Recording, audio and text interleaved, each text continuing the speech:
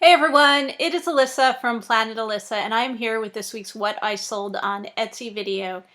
It has definitely been a slower week for me this week. Well, I'm actually making this Thursday afternoon, but I have some running around to do tomorrow, so I don't think I'll have time anyway to make a video. So I'm a few hours early with this, so conceivably I could have, another couple of sales or something come in this afternoon, but it has been, I will say, a pretty slow week. I sold just 8 items this week for a total of $91, so quite a bit less than I did last week, but that's the ups and downs of online selling. I really don't have any explanation for why it's slower this week than last week. I don't have shop stats to show you, and that is because I put some signed copies of my How to Make Money Selling Vintage Items on Etsy book up for sale in my Etsy shop. So I have sold a few copies, and I'm not going to count those as like my sales because those aren't vintage items. That's just something different. So it wouldn't make sense, and so I don't really consider that normal Etsy sales. So they're going to show up on my shop stats, and that's going to be all skewed. But anyway, I will show you each of the different items that sold and how much they sold for. Keep in mind the prices that you see are just the selling price of the item, and they don't include any shipping fees that are paid by the buyer or fees that I pay to Etsy or to purchase the item. But without further ado, here is what I sold this week. First item I sold this week was this mini Springbok puzzle. It sold for $8. It's a square-shaped puzzle with a photo of a rabbit. It's called Snow Bunny. A little bit more difficult because it's all in shades of white and gray, but still a relatively small puzzle, so easy enough to put together and make sure all the pieces were there. I think I picked this up in a lot at an auction.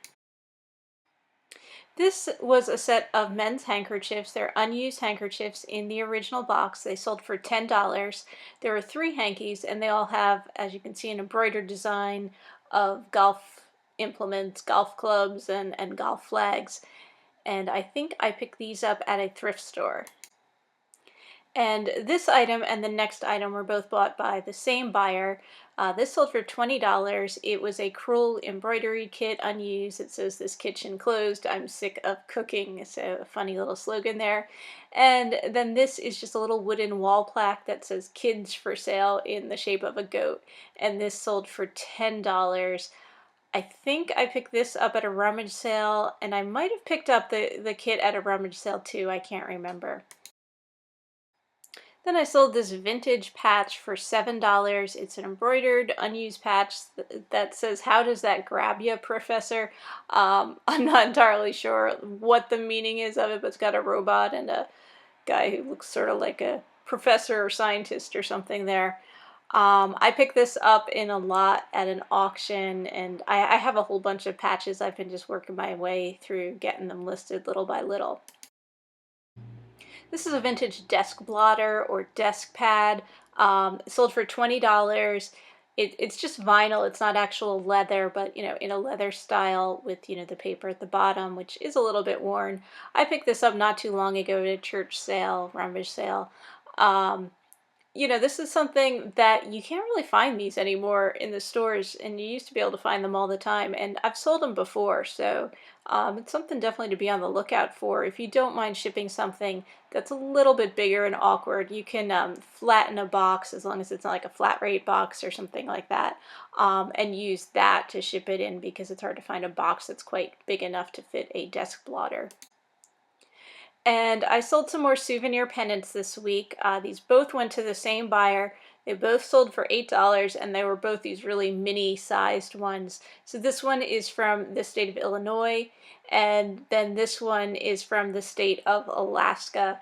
And these are things that I picked up at in an auction lot. So, I have a bunch of them. I have multiple of certain ones. I think I had multiple Alaska ones. This might have been the last one, and I do believe I have more Illinois ones too. So once one sells, it just, relists the listing for you. So that's everything that sold this week, guys. I do keep meaning to make some haul follow-up videos, so maybe I will get to work on those over the weekend. No guarantees. but I will try to get those out there for you and try to get some other videos out. I did have a couple of requests to make like a tutorial video for those of you that are interested in Amazon merch, as far as, you know, how to go about creating a design that you can upload to Amazon merch. So I will try to put together some of those videos maybe next week. We'll see. But look for those soon too if you are interested in that. And thank you again for watching. I hope you all have a great weekend. Stay safe if you're in the path of a hurricane. And yeah, I will see you all again next week. Happy selling, everyone!